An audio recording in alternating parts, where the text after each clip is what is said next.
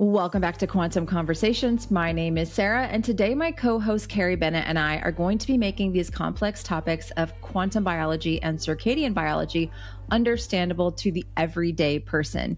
Thank you so much for tuning in. We ask that if you are listening on audio only, that you take a moment to leave us up to a 5-star review. And if you're on YouTube, leave us a like, leave us a comment. It will help to get the show out to more people. And before we jump into today's topic, just a quick reminder to head down to the show notes and check out my free resources as well as Carrie's free resources. We also do have courses on a variety of topics. If you are hoping to dive deeper, Carrie and I both have practitioner courses available as well for anyone who wants to begin to bring these topics to their clients and help them to implement these strategies into their daily lives. So check those out. We also have a co-taught course called Quantum Fertility that is available that allows people and practitioners to work on their fertility using these principles of quantum biology and circadian biology. Again, thank you so much for listening or watching today's show, whichever one you are doing. And let's go ahead and jump into it now.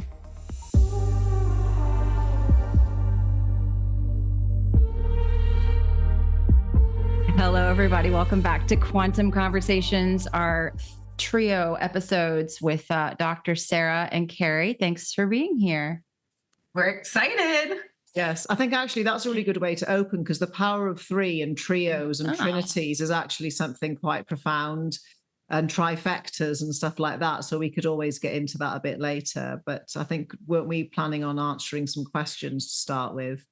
Yeah, we didn't get a ton of them, but we did get a few under the comments, and I opened that up to my newsletter and our communities and said, if you want to ask us something to address, just put it under the comments in the last video. So one of them was about light bulbs, because we had a lot of conversation about light bulbs, and they wanted to know, because Carrie, you and I both, and I think Sara too, we all really like incandescent bulbs over LED because of the infrared. There's no infrared in LED bulbs, but they want to know if incandescent bulbs flicker. So maybe we can talk about that just a little bit. Sure. Yeah. I mean, incandescent bulbs can flicker. Absolutely. I tried to hack this one time by going on eBay and getting a battery operated lantern from like 1960 that people would take camping, because then they could only use incandescent bulbs in them at the time. But it never showed up. I was so mad because I'm like, this is the perfect solution towards putting a DC power input into a lantern to, basically illuminate an incandescent bulb and the zero flicker incandescent bulb. But that being said, yes, incandescent bulbs can flicker. When I've measured them, they're the ones that I love the most that are the lowest in flicker, and there's a couple of different things we look at when it comes to flicker, are the Edison style decorative incandescent bulbs, that very warm tone and dimmer incandescent. The ones that are more like the typical light bulb that you see, the typical incandescent bulb that you see, yes, that can actually flicker quite a bit. Mm-hmm. But nothing flickers as much as a traditional LED bulb, not necessarily the good quality ones that people are making without flicker. But that being said, the question becomes, is the flicker harmful? Not all flicker is harmful. And that's where we have to understand that aspect of the conversation as well. So if a flicker can be harmful depending on how much, but like the percentage that it's flickering in terms of what the frequency is. And it can be harmful depending on the amplitude. So how much things turn on and off and on and off. And what you see with LEDs is a harmful amount of flicker, let's say essentially in cycles per second, along with a high amplitude. This change is really what's dysregulating to the nervous system. When I measure those Edison style incandescent bulbs, yes, it flickers within what's called a safe and healthy range and within a safe and healthy amplitude. So for me, there's zero concern. And there's something for me that's so soothing, like you said, about using an infrared based light source, because where would we have had non-infrared based illumination in our environment? The sun has infrared, right? Campfire has infrared, candlelight. So I just feel like we are subjectively designed to see in our environment with light via an infrared based source. Yeah. And one thing I get asked a lot is about, and I know that we didn't even get a question about this, but this has just been coming up a lot lately, is using a red light therapy panel at night for a source of illumination. And, you know, yes, a red bulb is going to be less disruptive to your circadian rhythms.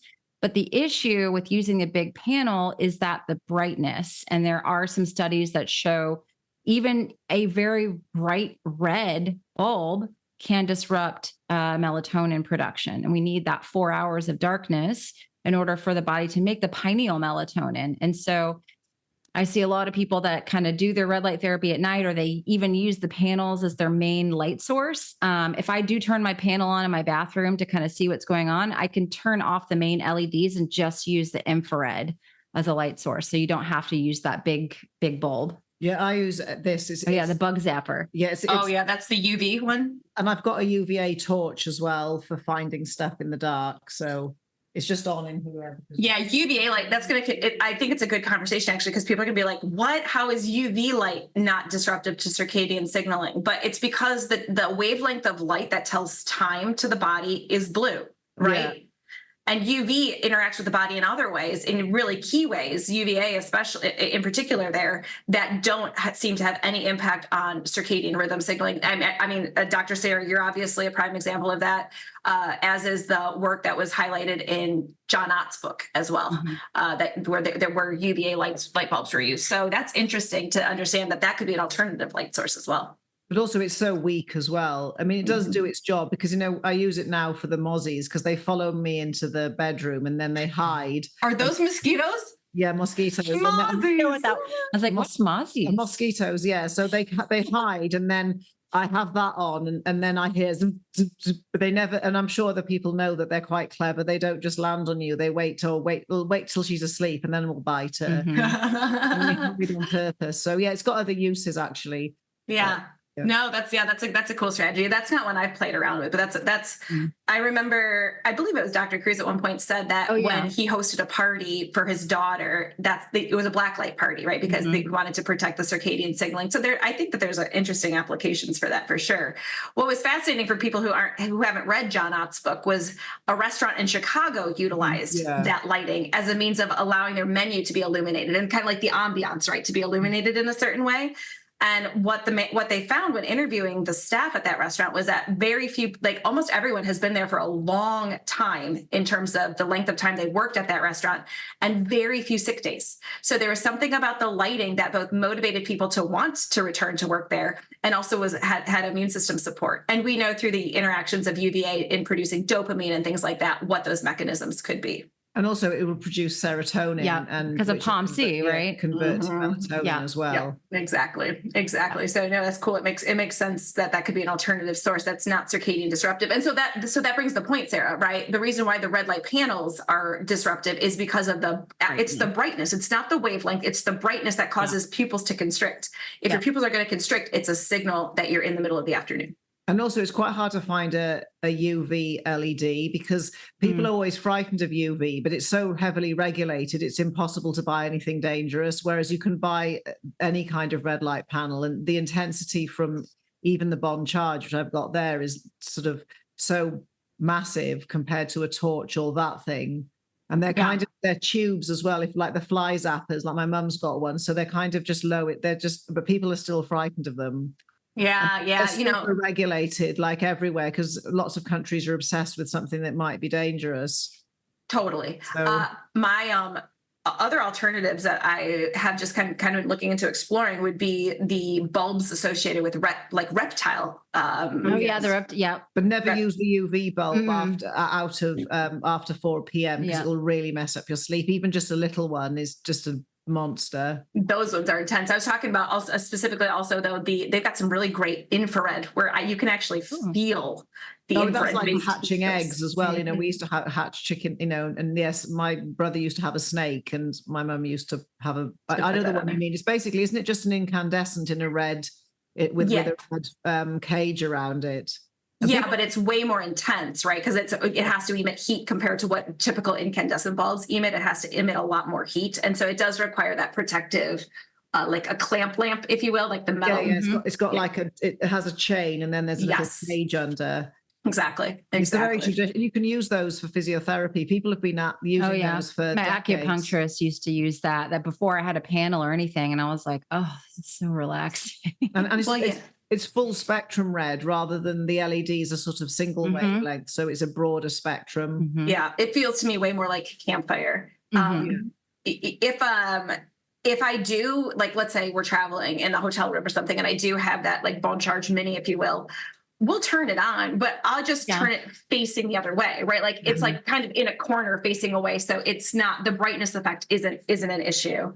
And it can be utilized in that capacity without disrupting circadian signaling. And it just, in my personal experience. Yeah. I think people, again, I think we touched on this last time. They think you have to get everything 100% perfect, and I'd rather somebody just turn on the infrared portion of their panel and have on blue blockers than to turn on the overhead light like my husband does every night still after all these years. And then I walk upstairs and I'm like, and then it'll flip off, but that I'd rather somebody just do the infrared, wear some blue blockers, and then just try to get it as dark as you can. But don't stress about getting the perfect light bulb and lighting situation. Ultimately, when it's dark outside, that's a signal that you need to be more in a restorative mode, period, and not worried about what sort of light bulbs are on. That's just my opinion. Yeah. And also one more thing while I remember, because with red light, it alters blood sugar. So you can drop it. And we get lots of people saying, I get hungry before bed, or I wake up hungry in the night. So you don't really want to be using a red light, because even if it drops your blood sugar and your body recovers, it never quite gets it right, and it's much more likely to drop it and say give me food than it will to do some gluconeogenesis or also, like, cortisol raises blood sugar back up again, and insulin and cortisol are paired, same as insulin and glucagon are. So that's the problem with the blue light. Yeah, so it's one of these things. That's why I stay, and also I never do red light panel until the UVA rise is finished, because I don't want to disturb the morning light show either. So that's the other thing about it. I've tried it, if I see the sunrise, do my walk, and then if I did red light within 20 minutes, I just mess up my sunrise. So I think it's just better to wait until the red is finished naturally and you're into the UV section of the morning. Yeah, the more UV dominant. Yeah, I typically have never had time to do it first thing in the morning, and so I have to use it in the middle of the day, and that seems very effective for me. Yeah, I always do it in the middle of the day, and it's definitely been an improvement, because I've tried things and wondered why something weird's happened. So, yeah, no, that makes sense too about the. That's another one though. Interesting to troubleshoot sleep wake up times, if you will, because a lot of people have an easy time falling asleep but not staying asleep. And so I never even thought about someone using red light therapy and how that could change blood sugar levels and if someone doesn't have good leptin signaling, it's going to be harder to liberate fat as a fuel source and bridge the gap. So instead, you're right, we're going to trigger someone to wake up to maybe be hungry and or dysregulate cortisol in some capacity. Yeah, definitely. And it does drop it quite a lot. That's why with having cold plunges too close to bed, because that drops blood sugar as well. And obviously your body's going to heat up, because just on tips for my sleep, I've tested so many things, and the winner is always a magnesium sulfate bath, because there's something about that. And then it's always, if I watch TV or do something on the phone in the evening, it's always the blue light will disturb it. And even if I've tested the hydrogen, still the magnesium sulfate bath always works. Yeah, because the sauna, I've tried that and it's too hot, and that's kept me awake. The castor oil packs, don't sleep in those. They've kept me awake. And just something as simple as a bath, and it always wins. Yeah. Well, it's bath in the darkness. Bath in darkness. Yeah. Well, I mean, that infrared is just so subjectively soothing from a bath, right? It's not going to elicit the same heat shock response that you're going to get from a sauna, or the same type of core temperature changes. So yeah, no, I love a bath. It's not in my wheelhouse at this point in time to do it right before bed, because it's just not in my routine at this point in my life. That can be still a bit too close, because Sarah and I were talking about the optimal sauna time, and we've definitely found something like 3 o'clock. 3 o'clock is 2 or 3 o'clock is perfect for me. If I do it later than that, I have trouble winding down. Like it's too close to bed. But I mean, some of this stuff is like people work full time. They've got busy lives. And so you have to fit it in where you can. I mean, my husband does a sauna every single night not every night. We've been trying to get him to stop.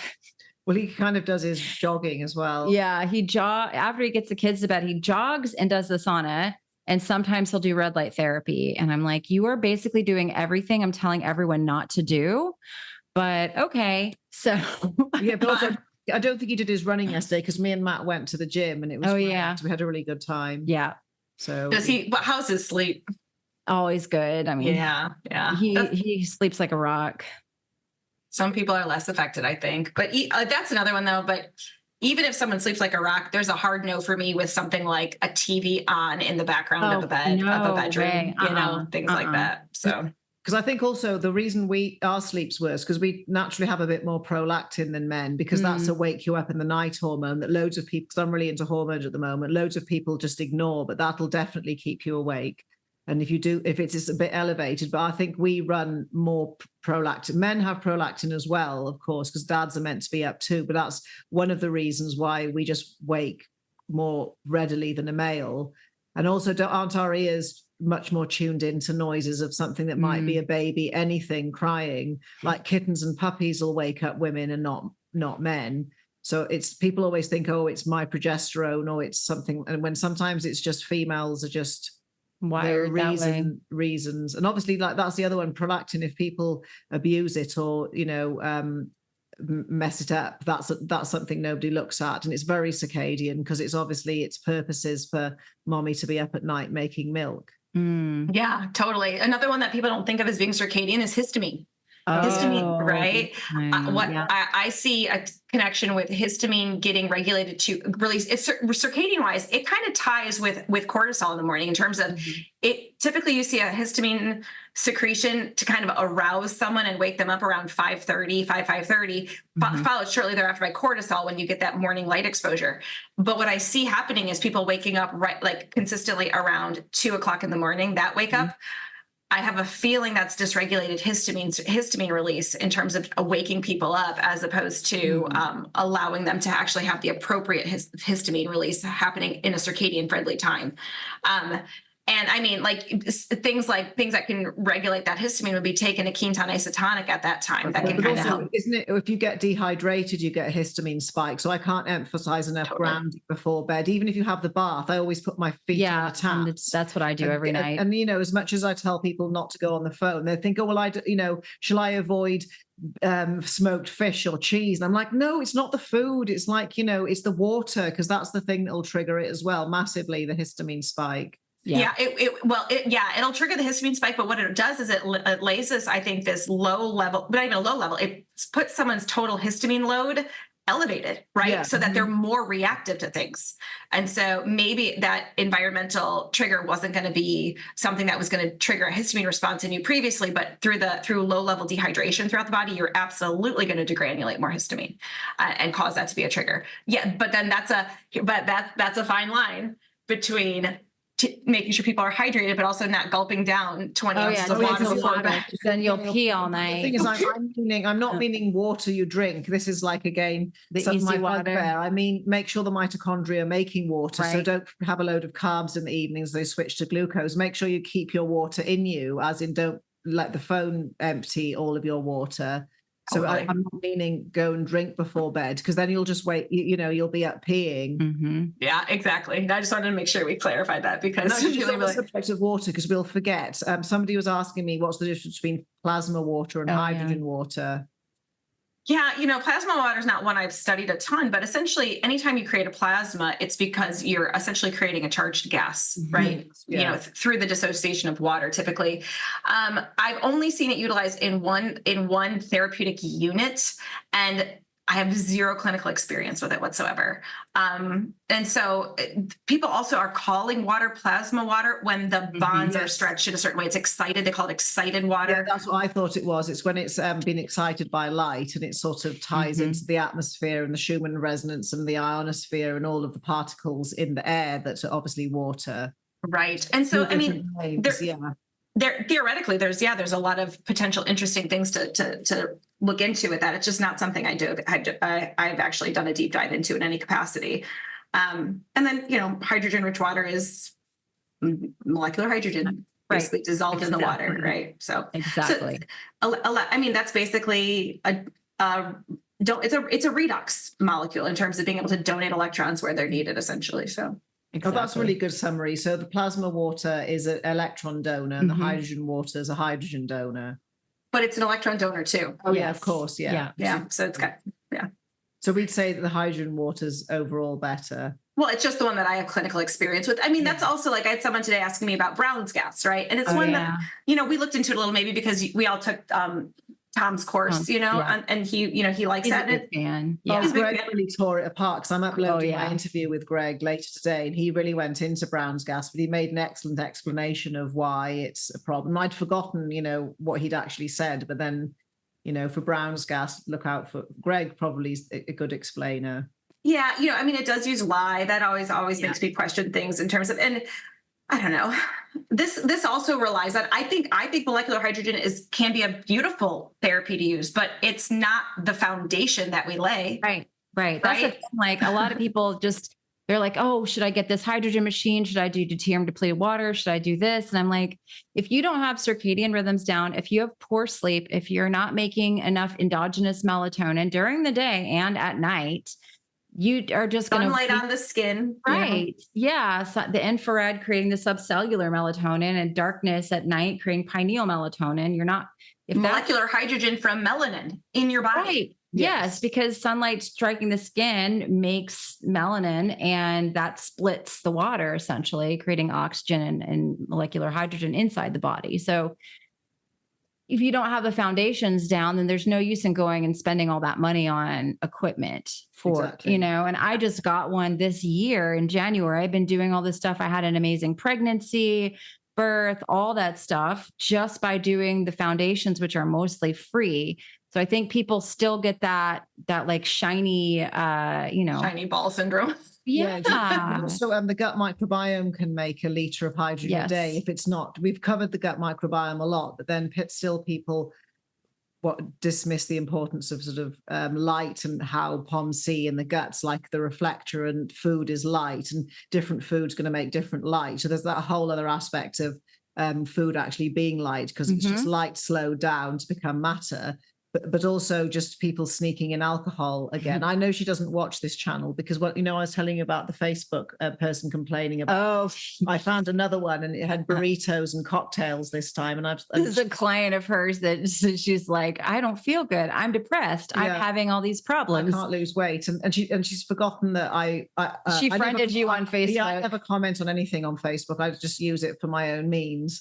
And then once again, there was a new alcohol post up, and I did specifically say that's the one thing you need. If you're not feeling great, stop it, because it's just the best way to make leaky gut. And it doesn't mean you can't have it ever again. You just can't have it now. Yeah, sure. And that's, again, if you were drinking alcohol and then your gut microbiome is just going to make less hydrogen. So that's what I mean. There's always, and the thing is, alcohol is a massive electron stealer. It's a really good way to stop your body wanting to burn fat. There's a million things that I know it's fun. Dehydrating, depletes easy water, all the things there. Right? Yeah, but I think back to the stuff, people, there are so many things we found that's just guaranteed. Or cashew nuts for you and gut. I'm fine with them now. How are you? Oh, right. I used to have horrible methane like burps, like awful methane burps. Interesting. Oh, it was awful. It was like sour. This was when I was a yoga teacher and I was doing the nuts and seeds and beans and like rice and like no meat. And I just was trying so hard to do the yoga teacher thing. And I looked pregnant all the time. And then if I would eat cashews, because they would have these like cashew cheesecakes that I would buy from Whole Foods, and it was like all vegan cashew. And then I would get these burps where it would like, it was so nasty. Like fart. It was like, it literally, my husband was like, you're like, because I looked good when I was teaching yoga, I had the little yoga body and all that. And he's like, but I can't, like, this is too, and I couldn't figure it out. And I really couldn't fix it until I went carnivore. Like it just wouldn't, it was horrible. And that did help tremendously. And then I had to do the quantum and circadian stuff to continue healing the gut and feeling better. Now I can eat cashews now if I want to, and I don't have any issues, but going back to the hydrogen machine, the reason why you got it wasn't because it was the thing that solved anything for you. It was because you wanted to layer on an additional therapeutic support for your daughter, right? It was for my daughter because she recorded that episode with Greg. She hasn't posted it yet, but it's really good. It's really good. She sent it to me in December of last year, and I was like, okay, I'm so like, I got to get this. And then she connected me with Greg, and that's how everything started. She still hasn't posted the episode that got me like interested in it. But that's the whole reason I got the hydrogen machine and invested in it, was because of my daughter. Because I've been researching hydrogen for years, and I'm like, is it really this good? Yeah. Is it too good to be true? Is this a thing? And it has turned out to actually be very helpful. So yeah. I wasn't doing it to biohack myself in any way, shape, or form. It was more for her. Yeah, totally. You know, here's the thing though, too. I think Greg's super smart when it comes to obviously hydrogen. He's done that citizen deep dive, you know, that only someone who's truly passionate. He knows a lot about water. He does know a lot about water. Yes. Purification. He knows a lot about processes and what's added to what, and what, if you have chlorine in your water, you're going to make chlorine gas. And, you know, if you've got impurities, and the effect of a metal container on water. So definitely he's very knowledgeable about the actual physics of water and hydrogen. And he's tried, and that's what we were talking about. Both of us have a whole house full of, well, this didn't work, but mind. Yeah. The one thing that I would say, I still find clinical efficacy with zero side effects. I still have clients use the hydrogen tablets. There's a little bit of myth out there that I got clarified from Tyler from the Hydrogen Institute. Because you did see Tyler, yeah. About how a couple of rumors about the deuterium content and the heavy metal content got kind of misconstrued. And so, you know, just talking with him kind of behind the scenes made me realize that my clients who were experiencing efficacy with the tablets and they couldn't afford the holy hydrogen, right? They had this fear of, oh no, am I giving myself heavy metal toxicity by doing this? And that's not the case at all, right? So while I do think that the hydrogen inhalation is especially useful for neuroinflammation, you know, and I think that holy hydrogen machine is a great product. I also don't want to provide a bunch of fear either on the tablets. Oh yeah, I use them for flights because you can't take water. I use the Quicksilver because they've definitely been remade, because the brand new ones I've got dissolve quickly, but also fundamentally in the long term, if you use the right dose of hydrogen tablets, it costs $1,000 a year, because to get the same concentration, you need to use 5, not 3. And I'm with you. It's like, it's okay if I'm going into a hospital to visit a relative and, you know, stuff like that. But I just wouldn't take it all the time, because it's like renting. You know, you all of a sudden you think, well, if I hadn't rented and just bought a property, I wouldn't have put this money down the drain, if you will. So it can be great, but it will rack up over years. And totally. No, totally. You're 100% right with that. Yeah. So if people have the desire to make the investment, then go for it. Like, I've only seen an upside to that hydrogen machine. But at the same time, I don't want fear about the tablets. Yeah. And yeah, exactly. I think it's hard. You want to have a fair and balanced perspective of things. And you also want to provide people with information so they can do their own research. Like this week, I had what I call Collagen Gate on my Instagram channel. I've never knew people were just going to get so angry when I said, this is why I personally don't recommend collagen powder. And wow, everybody came out of the woodwork to ask the question. You know, I was like, okay, here's the information that I have uncovered and talked with several different people in the space about this.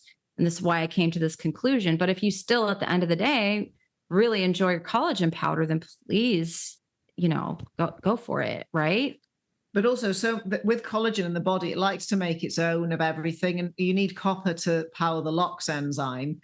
And also, just because you eat collagen, and it doesn't necessarily mean it doesn't mean you're going to make it. Your gut's going to break it down into amino acids and rebuild your own collagen. So you might as well just get it's one of these things. There are other things which stimulate collagen production, like cold face plunges or red light therapy. But also, again, I'm very much now about, rather than trying to always build something or put more minerals in, find out why you're weeing out, why you're low on it in the first place. Yeah, exactly. What's happening in your body to make you think you need extra collagen? And maybe it's like the colander of water, and the water pouring out the bottom, block up the holes before you put more water in. Because like we said lots of times, there's lots of things like supplements and biochemistry that I'm not against, but I just think you need to stop the reason for the loss rather than put more in. Well, then when you put something in, you're always suppressing something else or bringing something else up. I mean, that's the problem with medications. Like my husband kept me up till freaking midnight last night. We were talking about I'm still tired, but like, he just wanted to have these conversations. And he's like, medications are sometimes just a scam, like, because nobody has a Xanax deficiency. Right. Yeah, exactly. And nobody has, like, in every medication a statin deficiency. Right. Nobody has a deficiency in these things. And not to say they aren't, like this morning, we were all talking about the antidepressants and SSRIs and like how it could be something if the person, they're not able to exercise, they're not able to get out of bed, they feel terrible, they can't get motivated. Maybe the SSRI could potentially get them to a place where they could start doing those good things for themselves so that they could eventually wean off of it. That would be like a crutch. But the problem is that people don't ever try to put in the hard work when they start feeling better. They just want to rely on the medication. And we don't know what other pathways are going to get suppressed or what other things are going to be pushed down. And it's just, also all of the data is flawed anyway with the serotonin, because they've done the meta study that was out last year. That was last year. There's no relationship between amounts Depression. of serotonin. But also all the SSRIs interact with progesterone and estrogen receptors. So, obviously those are really important for mood, and nobody checks anybody's sex hormones, especially for men who go in presenting with depression, because low testosterone can be terrible for men's health. And also men can get estrogen dominant, and it's really common. And just because it may not manifest as the physical symptoms, it can manifest as the emotional ones. And with serotonin, it's like a secondary stress hormone, and most of it's in the gut anyway. So, and also there's books on it. Johan Hari's written a really good book, and there's Antidepressed. I think it's Beverly, I can't remember her surname. So there's 2 books that just say how the pharmaceutical companies did all of their own research. And the reason Prozac did so well is they had absolutely phenomenal advertising, and people's expectation was so high. Placebo effect. The placebo effect was probably about 50, but they had phenomenal advertising. I think the REM song, Shiny Happy People, is all about Zach, or fluoxetine. I think people, might know it as. But yeah, but then again, it's the expectation, and Prozac did so well. There's always this, the expectation that I'll get better, and it works because the person believed in the antidepressant, or it might just be they have a problem with estrogen and progesterone signaling. Because I know this is why light and mindset lay my foundation in clinical practice, 100%. Right? Light is important, but what are the 2 things you're surrounded by most frequently? Your light environment and your thoughts, right? Like if those are not regulated to some extent to support homeostasis, then good luck. That's why most of the time I just don't think about anything. Like I either am doing something or I'm just not thinking anymore. And it's like I'm saving my brain. I don't have these whole analyses. And everybody must have had, when you have a conversation with somebody who's not even there and you start having an argument with them and you have, and then you make yourself all upset and angry and you just did it all in your head for half an hour. Oh, yeah. And you're like, well, I would have said this and this is how you're reliving. I haven't done that for 5 years. And so many people are like, oh my God, that's just me. But I could potentially do it, but I just would stop myself within 30 seconds if I caught it. And then the same we're talking about something with a problem, I'm very much, let's deal with it right now. Let's get rid of it. Let's eat the frog and then it's gone. Let's not mull over and try and analyze what somebody might have thought. Let's just ask them, just have a conversation. And then I'm very much same as Sarah. If there's a problem and something happens, we just want it cleared up and gone. And then I call it a quantum jump. I'll just jump into a new reality as if that never happened. Yeah. I mean, sometimes stuff happens like today. I've got a lot on my mind today because we have someone that works with us just dropping this giant bomb on me. And I'm like, oh man, I really don't want to deal with this. This is, and it's very layered. And then you kind of have to say, okay, well, maybe this is a place where we have to quantum leap, like these things that come, they fall into your lap and it's like very inconvenient and uncomfortable. And it's like, all right, well, I got to deal with this. And maybe there's something that I'm dealing with that's discarding an old part of myself or something that no longer fits into the life that I have so that something better can appear. And that's hard though. But so much of the stress response is what your reaction to it is, exactly. right? No, I haven't been reacting well today at all. I've had but it's okay to emote. It's okay I blew to out emote. all the electric upstairs somehow this morning doing my hair. And then I was down here screaming because I couldn't get the curling iron to work. It's like I've got Sarah's straightening irons because we had a party for Mother's Day. Everything had to be put in different places, and the charging wire was separated from it. Well, just and I had already been like trying to plug in my air wrap everywhere around the house. And I think it's dead. I think like a circuit blew it out. It's like a $500 hair thing. And I think it's just dead. I've never been allowed to touch that. No, I said you could borrow it if you wanted to. Yeah. And the hairdryer is really good as well, because I don't think it's got a fan in it. So it doesn't have EMFs. Mm-mm. So anyway, and then it was just sorted. But I think it was all, like you say, lots of things all come. Yeah. And then I got that text message that's like that long. And then my hairdryer blew out and I'm like, what is happening? And I can't, but also then there was the other thing about you'd ordered a lot of images and stuff for your business, and the first round arrived, and basically I was like, did an 8th grader go into Canva and do this, and what is this? But when you've invested a lot of money, some people might resonate, and you have this expectation, and all of a sudden it comes back and you're so disappointed, and literally your heart falls in. It's like, oh my God, I've just spent thousands, what am I going to do? That feeling of terror, what have I just done? Yeah, totally. But that's the thing, right? But I feel like those are healthy ways to emote, though. I mean, like that's Gabor Mate, right? Like a lot of the suppressed emotions isn't good either. I'm like, I don't suppress, just ask. I know, I just ignore her, and I just kind of like, it was. She just brought the cord in. I was like, I wasn't yelling at you. I really wasn't. I was just like so frustrated. Anyway. I just went back. I went to Corner Cup because I was going to go anyway to the coffee shop. Yeah, the coffee shop. Yeah. And you heard me on my phone, like talking about these images and like, But the thing is, I could really resonate because there was a situation not to be mentioned of a particular supplement, and I paid $5,000 to get involved in it, Oh God. And then all of a sudden, when you realize you've made a mistake, big mistake, you can't do anything about it. The reason why I will never do any more MLMs ever in my entire life ever again. So don't ask me. I think I'm only out 500 on that. I don't think I made the huge wave. No, but I think it's like a lot of what we're saying is it's like stuff happens, and it's like the whole quantum jump idea, because maybe I'm sure there are multiverses, so I win either way. Maybe I can jump into different multiverses, or I can just pretend to, and then the subconscious doesn't know the difference between real and imagined anyway, and you manifest what you believe. So if I think I'm quantum jumping into a new reality because something I didn't like just happened and I want to just move on, how do I not? Yeah. That's a tough thing for people to wrap their brains around, but it's so powerful because the typical person is obviously stuck in this mindset of, oh, my body is failing me. I got to find the thing to heal my body. My body is outside of me. Yeah. I'm right. And it's a tough one because I don't want to disregard someone's healing journey, but at the same time, the mindset of identifying with your diagnosis and just kind of living in your sorrow, if you will, it's not going to serve healing. And so it's like a tough conversation to have with people of like, yes, I acknowledge this long journey you've been on. And at the same time, let's really work to shift what we can because it matters.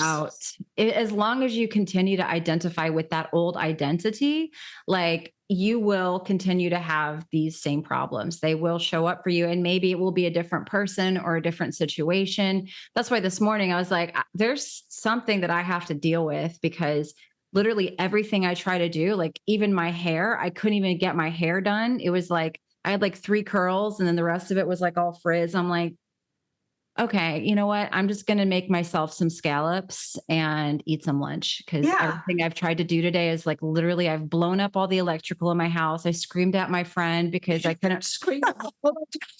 Like the core. The thing is, I just thought, oh, I'll just forget about this, and if she's angry later, I'll just pretend nothing. I couldn't care less, because it was completely I separated, because Sarah always wraps them round, and it's like, how the hell is she supposed to know where I've put their cord?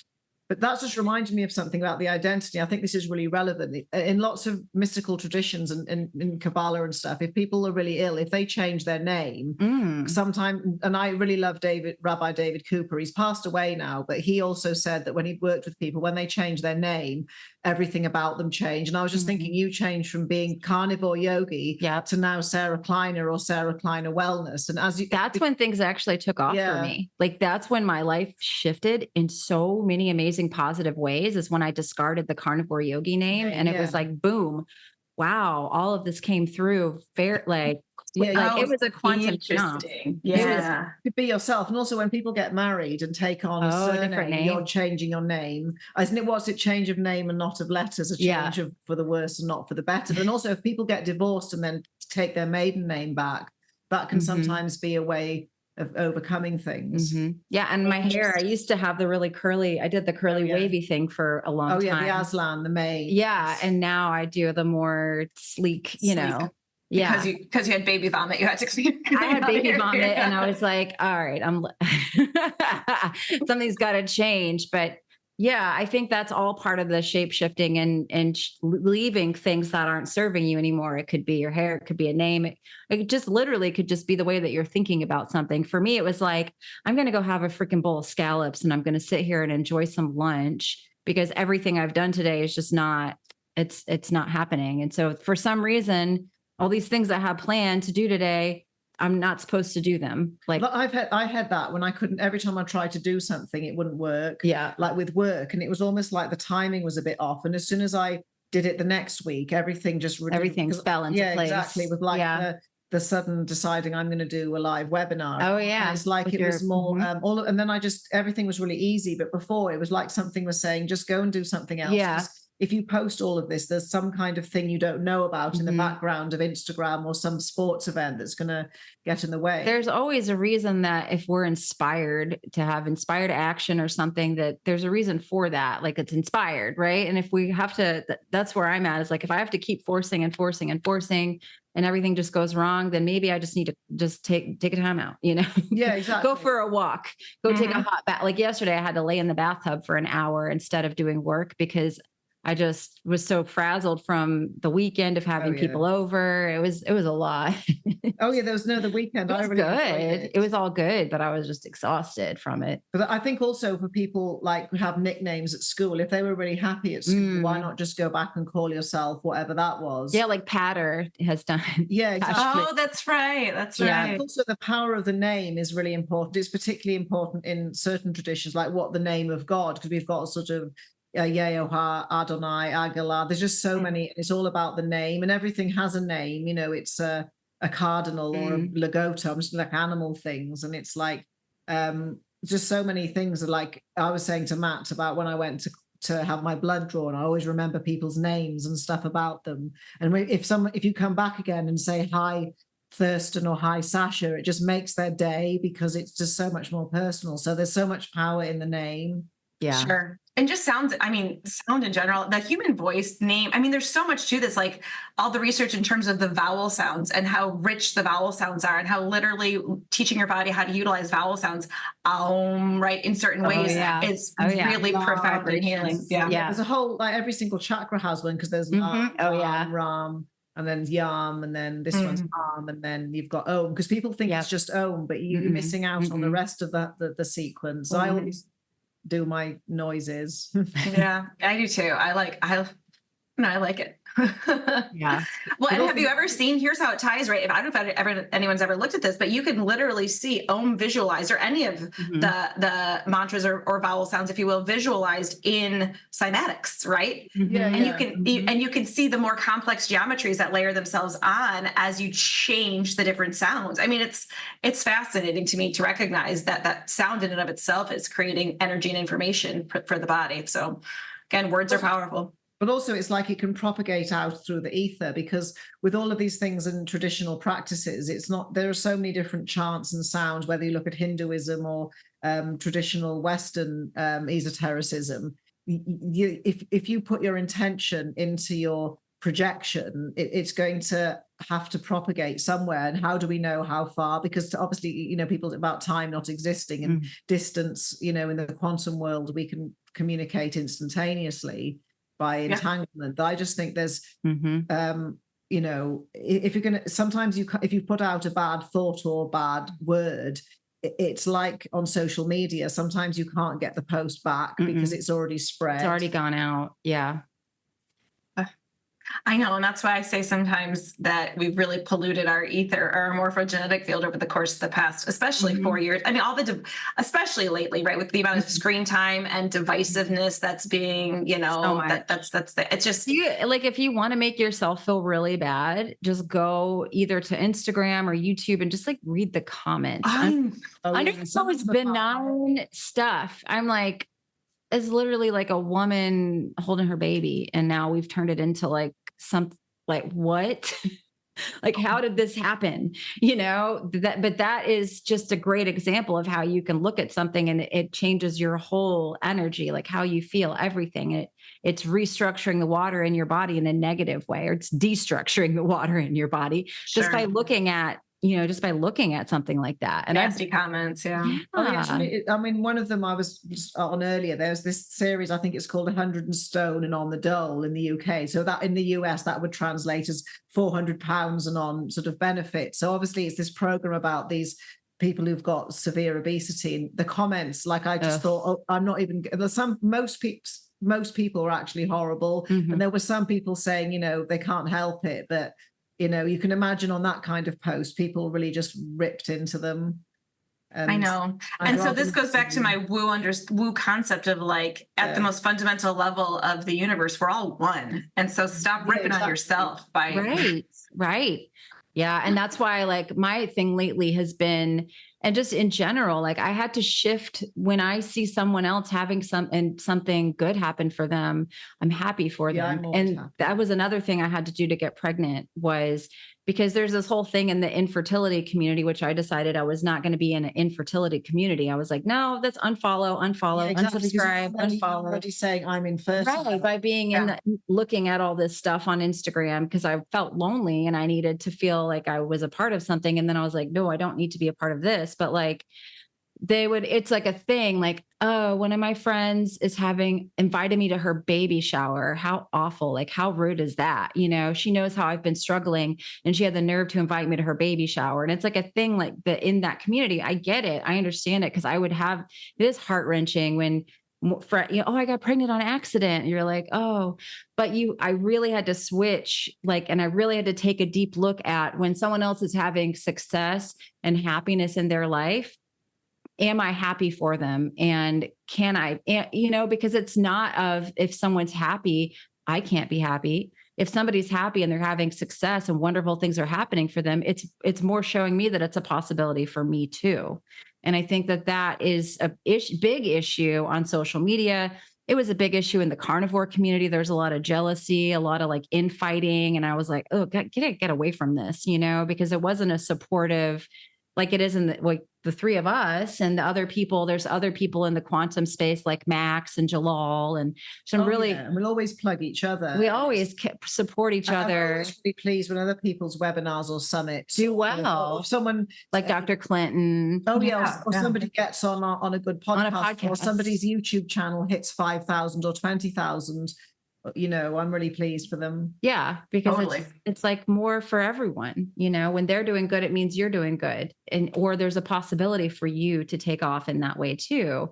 And I think that's a big thing that people get into on social media and just in general, of just this scarcity mindset. And you can get into that with your health, of a lack scarcity mindset as well. And so I think if you're trying to impact your health positively or your life positively, you want a better job, a better whatever, you have to be happy for other people that have that and envision yourself in that spot as well, instead of just, oh, well, I don't have it and that's just not me. And it's just stop arguing for your limitations all the time. And I know it's easier said than done, but I've been in some pretty dark spaces in my life. Oh yeah, I hear all about them. We go to Stone Mountain. It's like, the thing is, because I've met Sarah's family, it's like, and she knows it's all real. Yeah, exactly. And it's like, there's just so many things, but we've been really poor. Like my mom drove a school bus and was a lunch lady. I like your mom.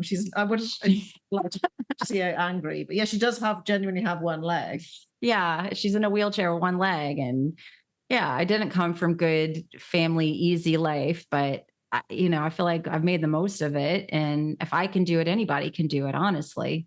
Yeah, absolutely. And also, but on the money thing, it's the same. My philosophy is, rather than trying to make more money, stop the money pouring out of stop wasting it and stop, spending it on stupid things. Because we were talking about yesterday about what's things that people say, oh no, I can't afford your course or your coaching. And like our groups are like $29. And then a coffee here is like $3.50, and then candy bars are like over, like you can pay $2. And then we were saying subscriptions to apps and things you've forgotten about. Unless you've got an accountant, you don't find it. And just like those, in a week with the coffees, that's already pretty much, if you have 10 coffees, that's $30.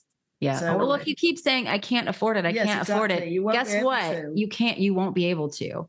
That's too expensive.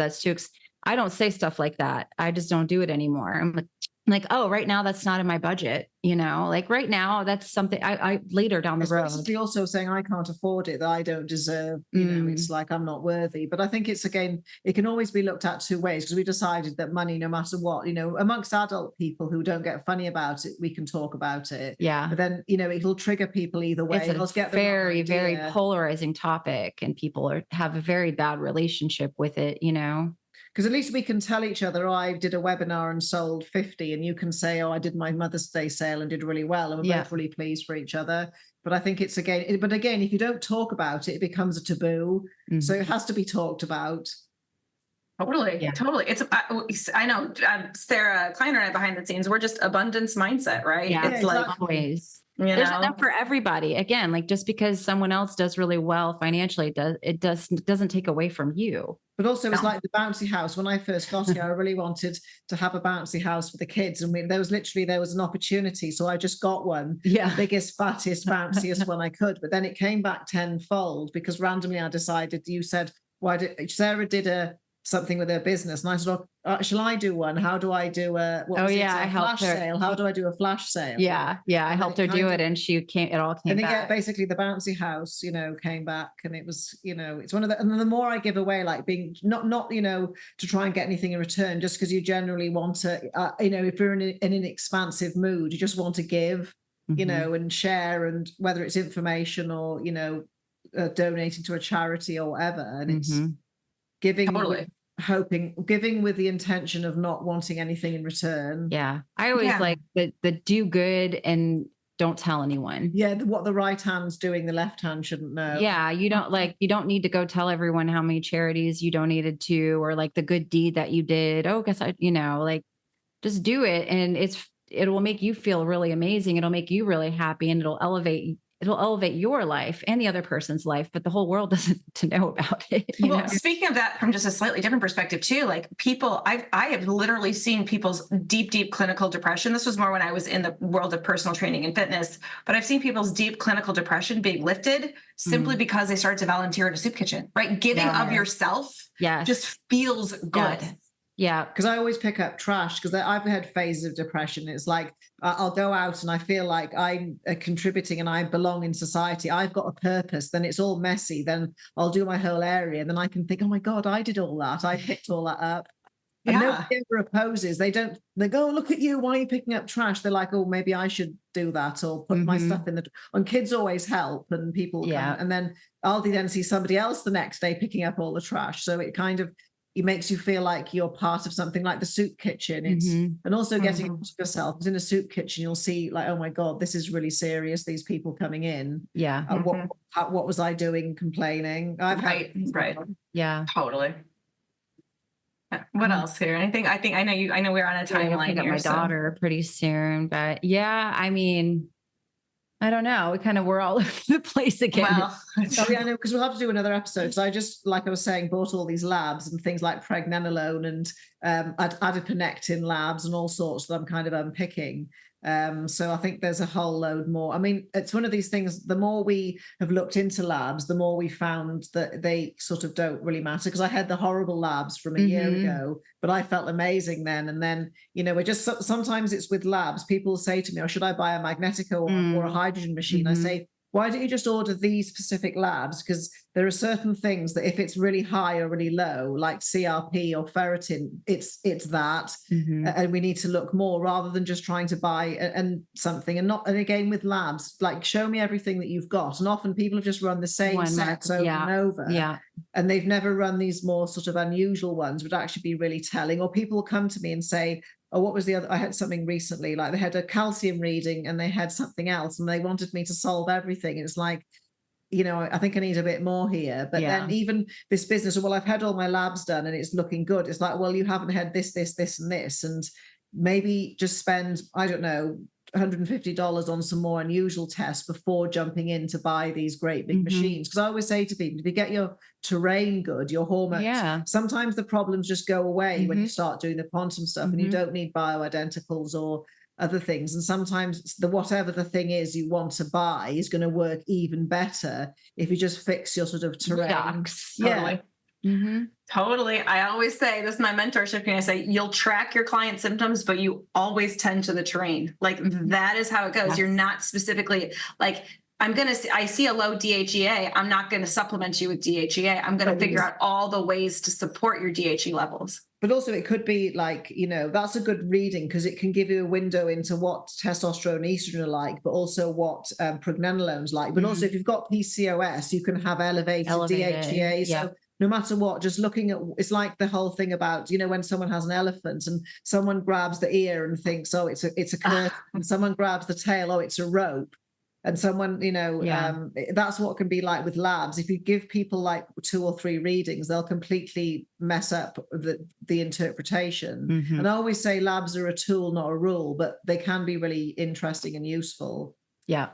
They can be. And some people really need to see shifts and changes in labs to feel it in their bodies. But ideally, like we get to the point where people just know in their bodies that they're in thriving health, right? And there's not just And also there's some things you're just not meant to have really high ferritin. You're not meant to have a CRP of 15. Right. And you're not meant to have triglycerides of like 200. No. It's like certain things like insulin is not supposed to be 15. Right. And it's very much, some of the other labs are so like all of the lipids, the LDL, and that can so fluctuate through the day. But there are other quite bog standard things that people don't test for. Yeah. That, and even if somebody doesn't have that much money, even if they just got leptin and that was off, that means everything underneath leptin is probably the master hormone. Yeah. But then you can have leptins that are not in the normal range and people still have problems because they haven't got the leptin receptor that functions properly, or they lack blocked. The leptin sensitivity, or the leptin they've got isn't charged with light. So you still,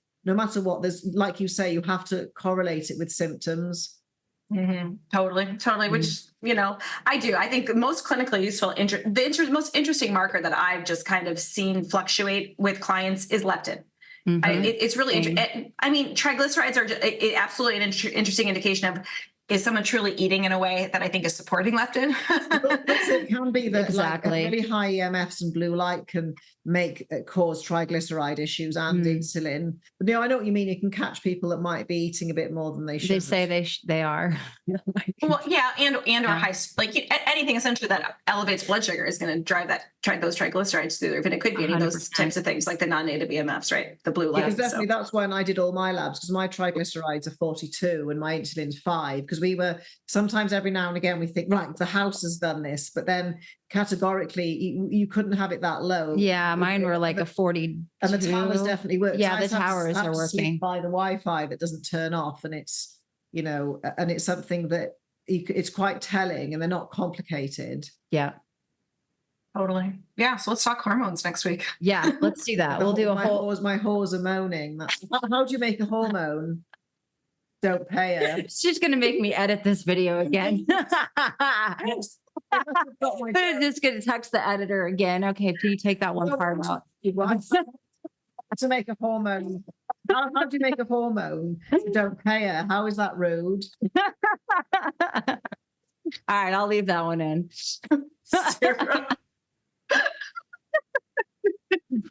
She's trying to make our show X-rated. No, I'm not. She's trying to get us kicked off YouTube. Okay. Well, I don't want to go after that. No, I won't. I won't do It's it. fine, 'cause I know about the reel that they got through, the reel of joy, the one to promote our last one. Oh yeah, about the carnivore. Yeah, but it's more the faces, like when I said something. Yeah, that was priceless. We should make it into a t-shirt or a mug, just the three of us when I've said something and It's a meme. It's now going to be a meme, right? I'll get a Yeti with it on or something, or a t-shirt.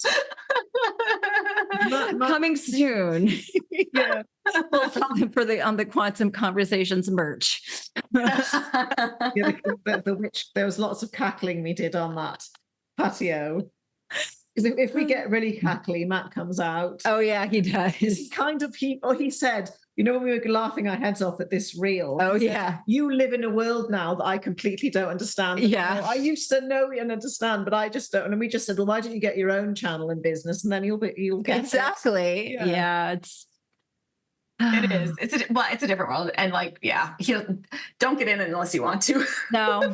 He does want to, really. He just is in the stage of when you think you want to do it, but you just haven't decided what kind of business. Yeah, but he exactly. definitely do brilliantly, I think, at any kind of online business or whatever. Yeah, because that's what I always say to nasty commenters, and because I get them. Oh yeah, just make your own channel, and just let me know how that goes for you. If you just want to go on about chemtrails, then just make a chemtrail, Instagram. Also, people that always take the piss out of my editing and stuff. It's like, okay, can I look at your channel to be shown how it's done, or stuff? Or people that are like, stop touching your hair, and I'm like, don't tell me how to show up. Oh, hang on. The best one of all was, that person that said, Sarah, can you please just not change your hairstyle every time you make a video?